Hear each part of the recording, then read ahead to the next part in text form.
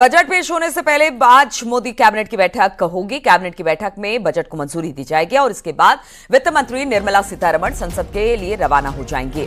फिर आम बजट को पेश किया जाएगा। तो आज पहले एक जो प्रोटोकॉल होता है बजट पेश करने से पहले, वो पूरा प्रोसेस निभाया जाएगा, जिसमें बजट पेश होने से पहले आज मोदी कैबिनेट की बैठक होगी। कैबिनेट की बैठक में बजट को मंजूरी मिलेगी।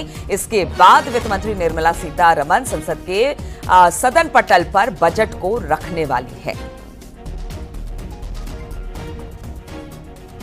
तो सुबह 10:15 बजे मोदी कैबिनेट की बैठक है, जिसमें बजट को रखा जाएगा और उस पर मुहर लगेगी।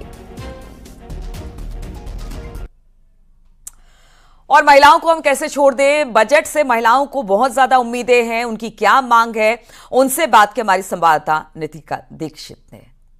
सरकार के बजट का पिटारा खुलने वाला है। हर वर्ग को इस बजट से ढेरों उम्मीदें हैं। हमारे साथ कुछ महिलाएं हैं। महिलाओं को इस बजट से क्या कुछ उम्मीदें हैं, उस पर बात करेंगे, चर्चा करेंगे और जानेंगे कि इस बार बजट में क्या कुछ चाहती हैं। सीधे शुरुआत करते हैं, आपसे पहले शुरुआत करते हैं। आप पहले अपना नाम बताइए। और क्योंकि बजट आने वाला है तो महिलाओं को क्या बहुत बड़ी महामारी हमारे यहाँ फैल चुकी है। मेरा नाम रीना त्रिपाठी है, मैं एक हाउस वाइफ हूँ।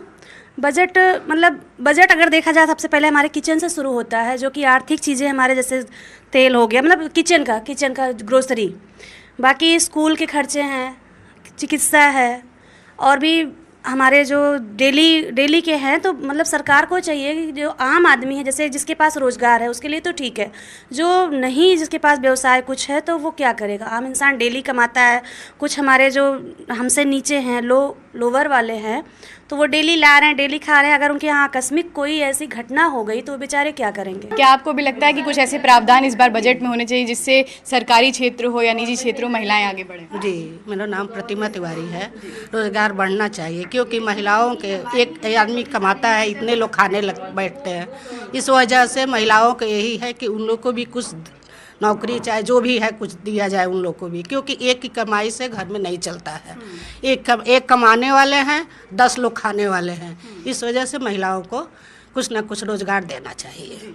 बिल्कुल, महिलाओं को राहत मिलनी चाहिए। आपका क्या लगता है कि इस बार बजट में क्या कुछ होना चाहिए? मैं पूनम उपाध्याय।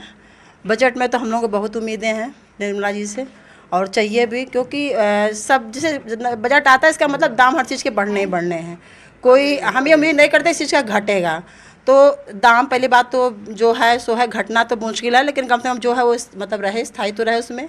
और टैक्सेशन में ऐसा करें कि सबको लाए जद में, ये नहीं कि केवल जो सर्विस वाला है, सर्विस क्लास का, वो टैक्स भर रहा है, बाकी लोग टैक्स की चोरी कर रहे हैं, उस पर ध्यान देना चाहिए।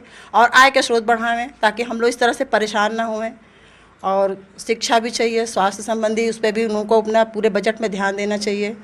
मेरी तो यही उम्मीद है और मैं आशा करती हूँ कि होना भी यही चाहिए। Thank you. शिक्षा, स्वास्थ्य, सुरक्षा और क्या कुछ महिलाओं की डिमांड है?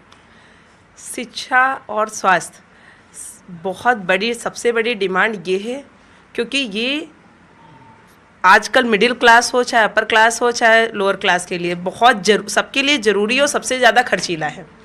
हम प्राइवेट स्कूलों की फ़ीस कम से कम गवर्नमेंट निर्धारित कर दे कि आपको कितनी लेनी है, और एक प्राइवेट जो डॉक्टर्स हैं उनकी फीस भी निर्धारित कर दे।